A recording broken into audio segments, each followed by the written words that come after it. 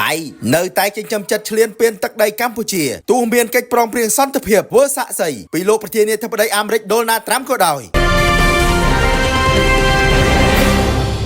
យោងតាមសារព័ត៌មានក្នុងស្រុកថៃមួយចំនួនបានចុះផ្សាយចោទប្រកាន់មកលើកម្ពុជាយើងជុំវិញការផ្ទុះមីនដែលទាហានថៃ2រូបបង្កដោយខ្លួនឯងកាលពីថ្ងៃទី10ខែវិច្ឆិកាឆ្នាំ2025កន្លងមកថ្មីនេះបែបជានាយករដ្ឋមន្ត្រីថៃលោកអនុទិនច័ន្ទវីរៈគុលបានថ្លែងបញ្ជាក់លើកឡើងថាភាគីកម្ពុជាគ្មានឱកាសសម្រាប់ការចរចាបន្ថែមទៀតជាមួយថៃនោះទេប្រសិនបើកិច្ចព្រមព្រៀងសន្តិភាពត្រូវបានលុបចោលហើយសហរដ្ឋអាមេរិកមិនពេញចិត្តជាមួយនឹងថៃប្រទេសថៃបានត្រៀមខ្លួនរួចជាស្រេចក្នុងការស្វែងរកដៃគូទីផ្សារថ្មីនាយករដ្ឋមន្ត្រីរូបនេះបានបន្ថែមទៀតថាលោកនឹងបំភ្លឺជាមួយនាយករដ្ឋមន្ត្រីម៉ាឡេស៊ីលោកអាន់វ៉ាអ៊ីប្រាហ៊ីមពាក់ព័ន្ធនឹងចំណុចទាំង4ដែលមានក្នុងកិច្ចព្រមព្រៀងសន្តិភាពលែងមានអត្ថន័យសម្រាប់ថៃទៀតហើយថែមទាំងសង្កត់ធ្ងន់ថាលោកក៏មិនអើពើជាមួយនឹងការដំឡើងពន្ធគយរបស់ប្រធានាធិបតីអាមេរិកលោកដូណាល់ត្រាំផងដែរលោកមិនអនុញ្ញាតឲ្យរឿងពន្ធគយមករារាំងដល់ថៃក្នុងការដោះដូរអធិបតេយ្យភាពរបស់ថៃបានឡើយចំពោះការត្រៀមខ្លួនផ្នែកយោធាវិញប្រកាសណាស់កងទ័ពថៃបានត្រៀមខ្លួនរួចរាល់អស់ហើយចំណែកលោករ៉ាស់ចាន់លេចន្ទ្រាអតីតជំនួយការរដ្ឋមន្ត្រីការបរទេសថៃ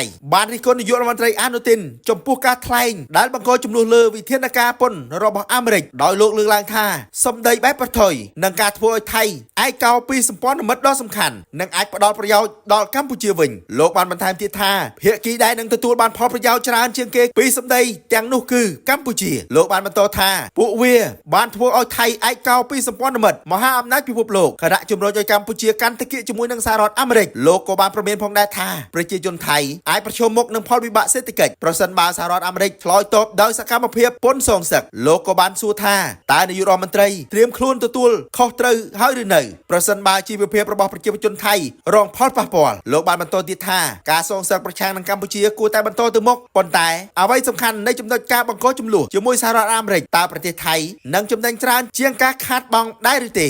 កុំជឿកុំជក់កុំជួញគ្រឿងញៀនបំណងល្អពី Right to You